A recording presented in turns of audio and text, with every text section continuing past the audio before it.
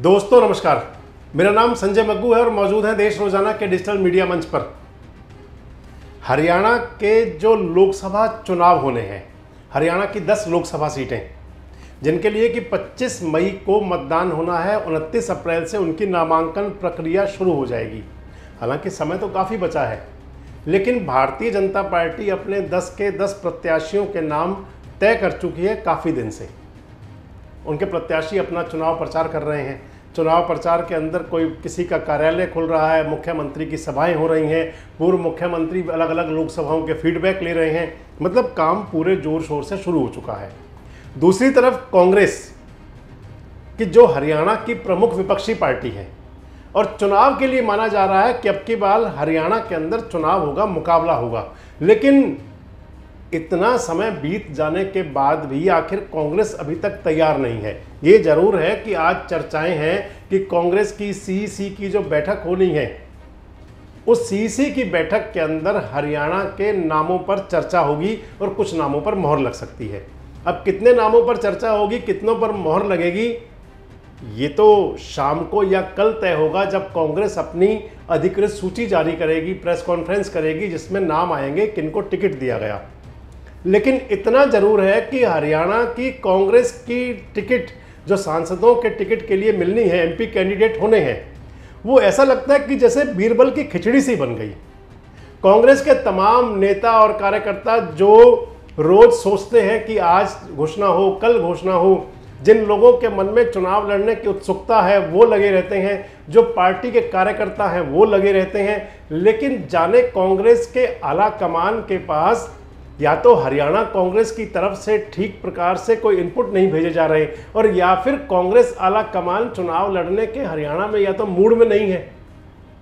लेकिन इतना जरूर है कि कांग्रेस की टिकटों को लेकर जितनी देरी हो रही है, अब आज भी ये कहा जा रहा है, हालांकि कोई पुष्ट जानकारी नहीं है, इस बात को बताने वाला कोई नहीं है कि कांग्रेस की टिकटें डिक्लेयर होंगी, कब होंगी, कितनी होंगी, नहीं होंगी, आज होंगी, कल होंगी। इस प्रकार का ना तो कोई अधिकृत जानकारी है, ना ही कुछ ये पता है कि कब तक हो सकती हैं।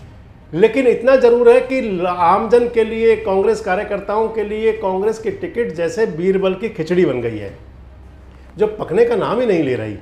और आप इसे कुछ यूं मान करके चलें कि कैप्टन अजय यादव जो कांग्रेस के बड़े नेता हैं, पिछला चुनाव लड़े थे गुरुग्राम लोकसभा से और अब की बार सबसे पहले नाराज वो हुए और उनकी नाराजगी की वजह ये थी कि जाने क्यों कांग्रेस का आला कमान प्रत्याशियों के चयन पर गंभीर नहीं है, जाने क्यों कांग्रेस आला कमान प्रत्याशियों के चयन पर गंभीरता से विचार नहीं कर रहा।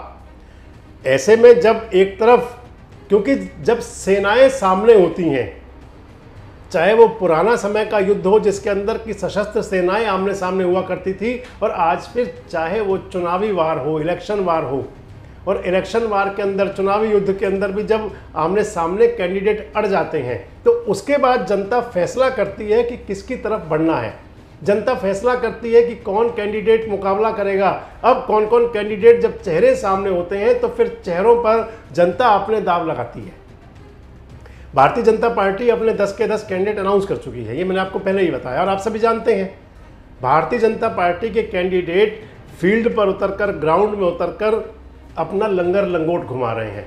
जैसे मल्ल पहलवान के अंदर होता है, पहलवान जब दंगल में होता है तो उस समय वो लंगर घुमाया करते हैं, कहा करते हैं कि लंगोट घुमाई। और जब लंगोट पहन करके पहलवान मैदान में उतर गया और उसने अपने सामने चुनौती दे दीजिए कि आ जाओ जो सामने आना हो, उसके बाद सामने दूसरा पहलवान आता है और दंगल शुरू हो जाता है। लेकिन ये जो चुनावी दंगल है, इसके अंदर जो भारतीय जनता पार्टी के जो पहलवान हैं, क्योंकि जिनको टिकट मिल गया, जो प्रत्याशी हो गए, वो सभी पहलवान हो गए, वो सभी मल्ल हो गए उनके। और भाजपा के मल्ल जहां लगातार अपना लंगर घुमा रहे हैं, वो कह रहे हैं कि आइए सामने मैदान में कौन है। भारतीय जनता पार्टी के प्रत्याशी कहते हैं कि सामने कोई है ही नहीं, मैदान खाली है। ऐसे में कांग्रेस के कार्यकर्ताओं को जरूर ये बात जाती है कि भाई हमारा कोई वाकई जब कोई मल्ल है ही नहीं जिस पर दाव लगाएं, जिसके लिए ताली बजाएं। क्योंकि जब चुनाव शुरू होता है, आप अखाड़े में जब जाते हैं, जब दो पहलवान आमने सामने होते हैं तो दोनों के समर्थक हूटिंग करते हैं। जब एक पहलवान भारी पड़ता है, दूसरा हल्का पड़ता है, तो भारी वाले पहलवान उसके लिए करते हैं, और जो हल्का पहलवान पड़ रहा होता है उसके समर्थक जो होते हैं वो उसके लिए हुटिंग करते हैं, तालियां बजाते हैं, शोर मचाते हैं ताकि उसमें उत्साह जागे।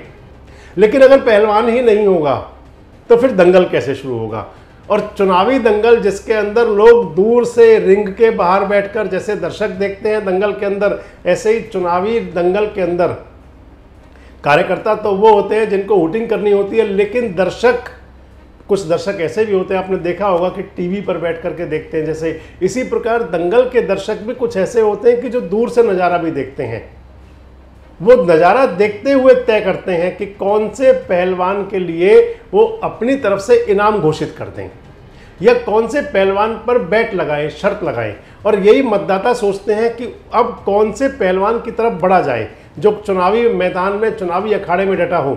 लेकिन जाने क्यों कांग्रेस के अंदर देरी हो रही है। हालांकि स्क्रीनिंग कमेटी अपने पैनल के नाम भेज चुकी है, आज सीसी की मीटिंग होगी, लेकिन जनता के मन में, जो इलाके के जो लोग होते हैं, प्रदेश के जो लोग हैं, उनके मन में एक संशय और है। जैसे मध्य प्रदेश के लिए भारतीय जनता पार्टी के मुकाबले कांग्रेस ने टिकटें बांटने में जिस प्रकार देरी की, वहाँ पर अभी तक भी पूरे कैंडिडेट अनाउंस नहीं हुए, और फिर जो कैंडिडेट अनाउंस हुए उनके अंदर भी इतनी गंभीरता नहीं दिखाई गई कि जिससे कि उनके, यानी कि भाजपा के पहलवानों को चित किया जा सके। ऐसे पहलवान भी थे कांग्रेस में मध्य प्रदेश में। वही स्थिति हरियाणा की है कि हरियाणा के पास कांग्रेस के अंदर बड़े बड़े पहलवान हैं, लेकिन जो नाम चल रहे हैं, हम इस वीडियो में किसी का नाम नहीं ले रहे, लेकिन आप सब समझदार हैं, आप सब जानते हैं, जो हमारे दर्शक हैं वो सब इशारे सब समझते हैं कि ऐसे पहलवान भी हैं कि जो अपना लंगर घुमा करके भाजपा के पहलवानों को, भाजपा के प्रत्याशियों को दिन में तारे दिखा सकते हैं। और ऐसे खिलाड़ी भी हैं, ऐसे योद्धा भी हैं, ऐसे पहलवान भी हैं, चुनाव के लिए ऐसे प्रत्याशी भी हैं कि जिनके लिए लोग ये सोचते हैं कि ये कहीं जा करके और धरती को छू करके वापस तो नहीं आ जाएंगे। पिछले चुनाव में जो हुआ था, उस चुनाव को लेकर के, 2024 को लेकर के भी जितना उत्साह जनता के अंदर है, लगता नहीं कि उतना उत्साह खासकर विपक्ष की पार्टियों, क्योंकि हरियाणा के अंदर विपक्ष की पार्टी कांग्रेस है, उनके अंदर है। देखने वाली बात होगी कि सीसी की बैठक के बाद अब जो परिणाम आएगा, जिसके अंदर प्रत्याशियों के नामों का चयन होगा, जिन प्रत्याशियों की घोषणा होगी, क्या कांग्रेस सभी 9 प्रत्याशियों का ऐलान करेगी या फिर यहाँ भी हरियाणा में टुकड़ों में ऐलान किया जाएगा? कितने नामों पर मोहर लग सकती है, इस पर नज़र लोगों की रहेगी। और जो मैंने आपसे कहा है कि कहीं चुनावी प्रत्याशियों का चयन बीरबल की खिचड़ी की तरह आगे बढ़ता तो नहीं रहेगा, और या फिर उस पर कोई स्पष्ट संकेत हो सकता है। वैसे आप सुधी हमारे दर्शक हैं, और हमने आपको पिछले वीडियोस में बताया था कि कांग्रेस 9 सीटों पर कौन से चेहरे ला सकती है। कमेंट्स बॉक्स में आप हमें जरूर बताएं कि जो 9 लोकसभा सीटें हैं, कौन सी सीट पर कांग्रेस का कौन सा चेहरा मजबूत हो सकता है, कांग्रेस किस पर दाव खेले तो वहां बेहतर परिणाम हो सकते हैं। कमेंट्स बॉक्स में अपनी प्रतिक्रिया जरूर दें, और इस प्रकार के वीडियोस अपडेट्स के लिए हमारे साथ जुड़े रहें, देखते रहें देश रोजाना।